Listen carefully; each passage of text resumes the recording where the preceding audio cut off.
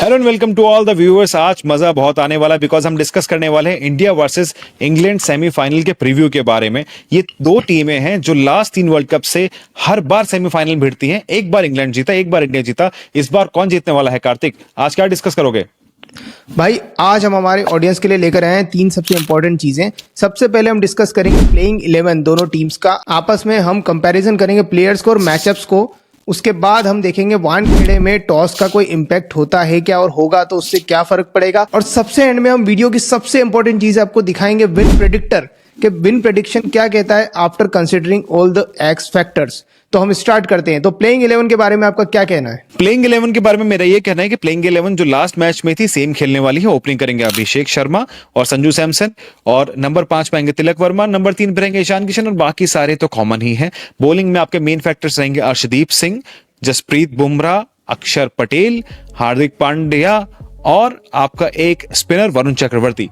और इंग्लैंड की टीम में मुझे एक जो चेंज समझ में आ रहा है वो ये कि जो उनके लास्ट मैच में विनिंग फैक्टर था, एक्स फैक्टर, 18 साल का बच्चा जिसने छक्के मार के मैच जिताया, रेहान अहमद, उसको ये नहीं खिलाने वाले हैं बिकॉज उनके पास ऑलरेडी डॉसन जैसा एक स्पिनर है और आदिल रशीद जैसा एक्सपीरियंस लेग स्पिनर है जिसने पहले भी पास्ट में इंडिया को फंसाया है, सूर्य कुमार यादव तक को आउट किया है। तो प्लेइंग 11 में बस यही चेंज समझ आ रहे हैं। आदिल रशीद खेलेगा और रेहान अहमद की जगह जेमी ओवर्टन वापस आएगा बिकॉज वानखेड़े के पिच पे पेस को प्रेफर करेंगे। 3 स्पिनर नहीं लेके जाएंगे, मुझे नहीं लगता। तुम्हें क्या लगता है? आपका कहना तो बिल्कुल सही है, बट विनिंग कॉम्बिनेशन को कंटिन्यू कराना भी एक समझदारी मानी जाती है। बट लेट्स सी उससे क्या फर्क पड़ता है, क्योंकि यदि हम इंग्लैंड की टीम की बात करें तो रेहान अहमद के पहले भी वो लोग काफ़ी अच्छा खेल रहे थे, मैच निकाल के जा रहे थे। ठीक है, लास्ट मैच में वो ज़रूर उसको लिया और उसने अच्छा परफॉर्म किया। तो अब हम बात कर लेते हैं कि भाई दोनों टीम में एक चीज़ कॉमन है, दोनों ही टीम्स में एक अभिषेक शर्मा है। हमारा अभिषेक शर्मा तो अभिषेक शर्मा है ही, उनके पास भी एक अभिषेक शर्मा है, वो है जोस बटलर। भाई साहब के स्टैट्स आप देखो, इतना बेकार एवरेज है इस पूरे T20 वर्ल्ड कप में, लगभग 8 या 9 का एवरेज, और हाईएस्ट स्कोर जो अभी तक किया है सिर्फ नेपाल के अगेंस्ट किया है 26 रन का। उसके बाद बिल्कुल घटिया परफॉर्मेंस चल रही है, just like our Abhishek Sharma. वो चेहरे पे साफ नजर आ रहा है लैक ऑफ कॉन्फिडेंस। तो आपका क्या कहना है इसमें, कौन सा अभिषेक शर्मा, इंडिया वाला अभिषेक शर्मा या इंग्लैंड वाला जोस बटलर इस मैच में कुछ कर सकता है, या दोनों वापस फ्लॉप होने वाले हैं? भाई देखो, मुझे लगता है कि जॉस बटलर बहुत ही क्रूशियल साबित हो सकता है। जॉस बटलर जितना आईपीएल में खेलता है, प्लस उसने जो 2022 के वर्ल्ड कप में इंडिया को गंदी तरीके से मारा था ना, मुझे लगता है हम जॉस बटलर को वापस फॉर्म में लेंगे। बट स्टिल मेरा ये कहना है कि जॉस बटलर फॉर्म में नहीं है। अगर स्टार्टिंग में आप हार्दिक पांड्या से और अर्शदीप सिंह से उसको आउट करा देते हो तो वो अभी कॉन्फिडेंस में नहीं है। ठीक है, उसके शॉट लग रहे हैं बट वो कुछ एक्स्ट्रा ट्राई कर रहा है, वो अपनी नॉर्मल बैटिंग नहीं कर रहा है, तो हमें उसको फॉर्म में नहीं आने देना चाहिए। लेकिन इंग्लैंड के प्रति मुझे ये कहना है कि अभिषेक शर्मा ने वानखेड़े में इंग्लैंड की टीम को 134 रन मारे थे कुछ 60-65 बॉल्स में 1 साल पहले ही। तो अभिषेक शर्मा भी उतना ही खतरनाक हो सकता है जितना जॉस बटलर है। तो जॉस बटलर और अभिषेक शर्मा के मामले में मुझे लगता है कि दोनों हेड टू हेड सेम है, तो कोई भी किसी भी दिन साबित हो सकता है। अब कल देखना है कि प्रेशर कौन ज्यादा अच्छे से हैंडल कर सकता है। अब बची बात सेकंड ओपनर की, फिल सॉल्ट। फिल सॉल्ट भी एक अच्छा ओपनर है, उसने एक अच्छी इनिंग्स खेली है। और उस साइड है हमारा संजू सैमसन, उसने भी एक अच्छी इनिंग्स खेली है। तुम्हें क्या लगता है दोनों में से कौन सा राइट हैंडर अच्छा इन्फ्लुएंस कर पाएगा मैच को? देखो, फिल सॉल्ट एक अच्छा ओपनर है और उसने अच्छी इनिंग्स भी खेली, पर हमारे पास भी एक ब्रह्मास्त्र है उसके अगेंस्ट जो उसको हमेशा फंसाता है। मैं बात कर रहा हूँ अर्शदीप सिंह की। तो यहाँ तो मुझे कंप्लीटली अर्शदीप का डोमिनेशन लग रहा है। फिल सॉल्ट लास्ट के 1-2 मैचेस में कुछ खास उसने करा भी नहीं है, तो वो अर्शदीप के सामने आएगा तो बिल्कुल उसके फंसने की चांस है। और संजू सैमसन ने तो जस्ट क्वार्टर फाइनल में ही जिताया है। तो यहाँ तो मैं कहूंगा कि सैमसन का पलड़ा फिल सॉल्ट पे भारी रहने वाला है। फिल सॉल्ट के परफॉर्मेंस के कंपेरिजन में सैमसन का बेटर चांसेस है अच्छा परफॉर्म करने का। अगला नंबर है Harry Brook versus Ishan Kishan. 3 number के दोनों प्लेयर्स हैं। हैरी ब्रूक अभी तक एक एग्जेम्पलरी टूर्नामेंट खेलता हुआ रहा है। ईशान किशन ने भी 2-3 मैच अच्छे खेले लेकिन उसके बाद वो शांत हो गया है। तो इन दोनों में से किसका पलड़ा भारी है? मुझे लगता है हैरी ब्रूक थोड़ा आगे चल रहा है बिकॉज वो नेक्स्ट जनरेशन का टैलेंट है। ईशान किशन उस मामले में थोड़ा सा वीक है, लेकिन वो भी कोई कम नहीं है अगर अपने दिन पे आ जाए तो। लेकिन तुम्हें क्या लगता है? भाई मैं एक चीज इसमें कहना चाहूंगा, काफी इंपॉर्टेंट है। ईशान किशन के साथ बहुत गलत हो रहा है यार। मतलब Ishan Kishan is not the same player as number 3 as he is as an opener. Ishan Kishan बहुत एक्सेलेंट ओपनर है। संजू सैमसन को लिया जा रहा है और इसलिए उसे नंबर 3 पे उतारा जा रहा है और तब से उसकी परफॉर्मेंस डिप हो गई है। मेरा तो यही एनालिसिस कहता है कि उस बंदे के साथ गलत हो रहा है। मे भी हमारी टीम जीत रही हो, बट हम एक काफी इंपॉर्टेंट एसेट को प्रॉपरली यूटिलाइज नहीं कर रहे हैं। तो आप इसमें अपना एनालिसिस बताओ। देखो, मेरा एनालिसिस ये है कि हमारा जो एक ओपनर है, अभी तक वो पहली बार ये है कि वो 2-3 ओवर में आउट हो जाता है, तो इनडायरेक्टली ईशान किशन को ओपनर का ही रोल करना पड़ता है। तो उसके लिए कोई नया फॉर्मेट मिल नहीं रहा है, वो ओपनर की तरह ही खेल रहा है, बस 2 ओवर बाद खेल रहा है। लेकिन ईशान किशन को अपनी शॉट सिलेक्शन बेहतर करनी होगी। लास्ट मैच में जो उसने शॉट सेलेक्ट करके मारा एकदम स्क्वायर लेग पे, उससे पहले ही आकाश चोपड़ा बंदा प्रेडिक्ट कर चुका था कि हाँ, ये शॉट मार के आउट होगा। अब आकाश चोपड़ा प्रेडिक्ट कर रहा है, यानी बॉलर को भी समझ में आ रहा होगा।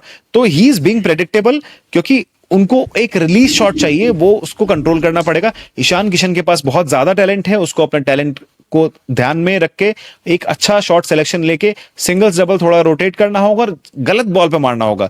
वो अगर कंट्रोल कर ले तो Ishan Kishan is second to no one, even Harry Brook, मैं तो ये कहूंगा। बात तो आपकी सही है, बट अभी जो करंट फॉर्म चल रहा है और जो अभी जोश चल रहा है, हैरी ब्रूक ने जो 100 मारी है ना भाई, वो जो 100 के दम पे उसने मैच जिताया वो पाकिस्तान के अगेंस्ट, वो बहुत ही ज्यादा बड़ा फैक्टर है उसके कॉन्फिडेंस को जो बूस्ट किया है एज ए कैप्टन। तो हैरी ब्रूक तो अपने प्राइम फॉर्म में चल रहा है मेरे हिसाब से। तो हैरी ब्रूक को वैसे फंसाने के लिए हमारे पास बुमराह तो है he is a clutch player और ऐसे प्लेयर्स को आउट करने में हमेशा आगे रहता है। तो हैरी ब्रूक फिर भी ईशान किशन से मुझे लगता है काफी ज्यादा स्ट्रांग साबित हो सकता है। अच्छा, लेकिन इसके लिए हमारे पास एक प्लान है। हमारा प्लान ये है कि हार्दिक पांड्या और अर्शदीप सिंह को हम ओपनिंग में बॉलिंग कराएंगे और मिडिल ओवर्स के लिए हम रखेंगे वरुण चक्रवर्ती को और जसप्रीत बुमराह को। ये दोनों हैरी ब्रूक के अगेंस्ट एक अच्छा रोल निभाने वाले हैं, क्योंकि सबसे बड़ा विकेट इस मैच में होने वाला है हैरी ब्रूक का। ठीक है, अगर आपने उसको ले लिया तो इंग्लैंड की बाकी टीम फॉर्म में नहीं है। इंग्लैंड के मिडिल ऑर्डर में आते हैं टॉम बेंटन, जेके बेथेल और उसके बाद आता है सैम करन। ये तीनों में से कोई फॉर्म में नहीं है। अगर आपने हैरी ब्रूक को आउट कर लिया तो इन तीनों को आउट करना रिलेटिवली आसान हो जाएगा, स्पेशली वरुण चक्रवर्ती के सामने ये तीनों फेल हैं।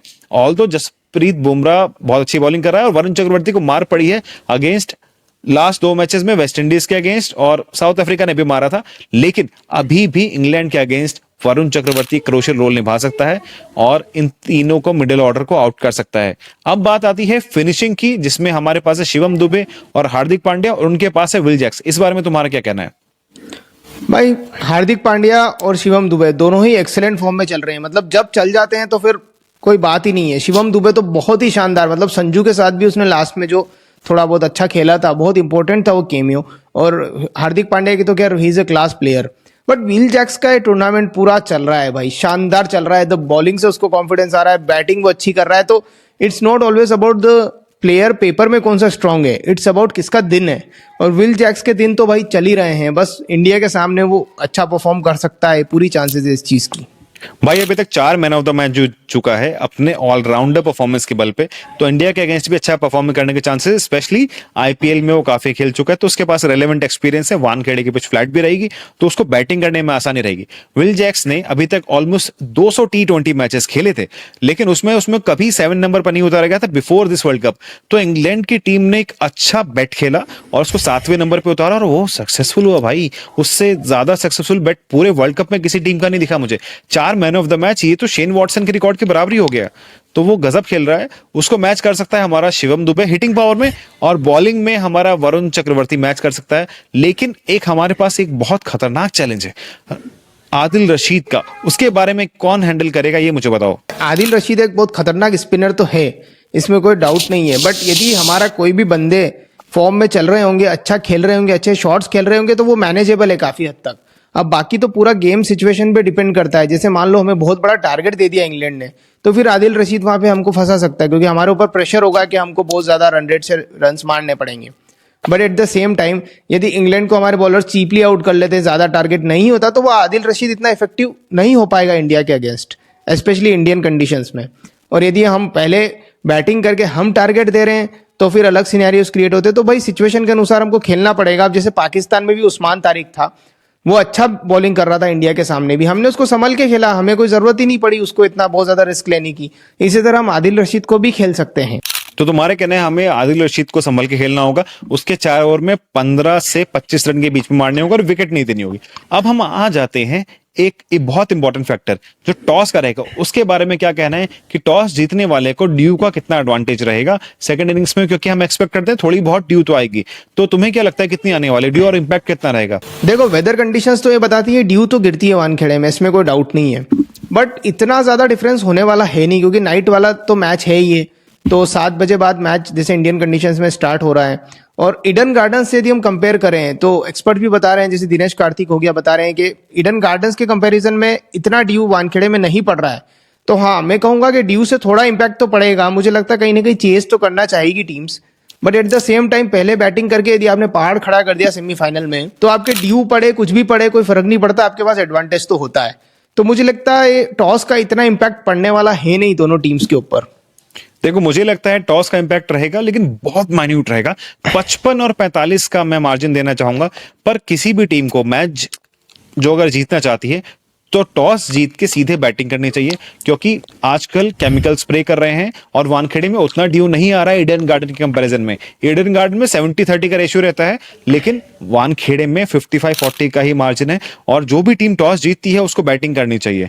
अब हम थर्ड और लास्ट पॉइंट पे आ जाते हैं, जो है विन प्रेडिक्टर। बॉस, हमने इतना अच्छा एनालिसिस किया, बॉलर्स का एनालिसिस किया, बैट्समैन का किया, तुम्हें क्या लगता है कौन जीतने वाला है? तुम्हारे परसेंटेजेस क्या कहती हैं? भाई मेरी परसेंटेजेस बिल्कुल स्टैटिस्टिकल एनालिसिस के बेसिस पे ये कहती है कि भाई इंडिया को एडवांटेज तो है, इसमें कोई डाउट नहीं है, बट इंडिया को इतना स्ट्रॉन्ग एडवांटेज नहीं है। एडवांटेज है, इसलिए मैं कहूँगा 60-40 होना चाहिए इंडिया के फेवर में, क्योंकि India is a favourite to go into the final, but England is playing excellent cricket. तो इंग्लैंड उस परसेंटेज को शिफ्ट तो कर ही सकती है, नो डाउट। अब उसके बाद इनिंग्स के बेसिस पे डिपेंड करता है, मैच जैसे जैसे प्रोग्रेस करेगा तो परसेंटेज शिफ्ट होते रहेंगे। देखो मेरा मानना है कि ये मैच 60% इंडिया के फेवर में बायस्ड है, बिकॉज एक तो आपके डोमेस्टिक कंडीशन से, दूसरा इंडियन टीम स्लाइटली थोड़ा आगे है इंग्लैंड के कंपैरिजन में, बिकॉज दोनों के सारे प्लेयर्स फायर नहीं कर रहे, बट डोमेस्टिक कंडीशन से और 2-3 प्लेयर हमारे अच्छा खेल रहे हैं, तो इंडिया के पास एडवांटेज है। तो मैं इंडियन टीम को 60 का एडवांटेज देता हूँ और इंग्लैंड की टीम को 40 का रेशियो देता हूँ। तो do you agree with this ratio? भाई मैं तो 100% एग्री कर रहा हूँ, 60-40 है, सिंपल तो बात चलो है। अब देखने में बहुत मजा आएगा, बहुत इंटरेस्टिंग सेमीफाइनल होने वाला है। लेकिन मुझे एक कमजोरी इंग्लैंड की टीम में नजर आ रही है कि इंग्लैंड की टीम में प्रॉपर 5 बॉलर्स नहीं है। तो उसके बारे में तुम्हारा क्या कहना है? बिकॉज 2 ऑलराउंडर है। विल जैक्स भले ही श्रीलंका के पिचेस पे बहुत खतरनाक बॉलिंग कर रहा हो, बट लेकिन वानखेड़े में मार पड़ सकती है उसको। डेफिनेटली भाई, ये तो उनके साथ प्रॉब्लम है कि उनका जो 5 बॉलर्स पूरे बॉलर्स नहीं है, बट उनका ये भी है कि उनका जोफ्रा आर्चर बहुत अच्छे फॉर्म में आ गया है सुपर 8 में और काफी शार्पनेस के साथ बॉलिंग कर रहा है। He is one of the few जो 145 प्लस को जा रहा है बॉलिंग करते करते। तो इंडिया को वो भी परेशान कर सकता है, ऐसा नहीं है कि सिर्फ स्पिनर ही परेशान कर सकते हैं। और आदिल रशीद तो उनके पास है ही। विल जैक्स भले ही कैसे वो पार्ट टाइमर हो भाई, बट एडन मैरिक्रम भी तो पार्ट टाइमर था, उसने भी तो हमारे ओपनर को आउट कर लिया था। तो फिर ऐसा तो सोचना नहीं चाहिए कि पार्ट टाइमर आउट नहीं कर सकता।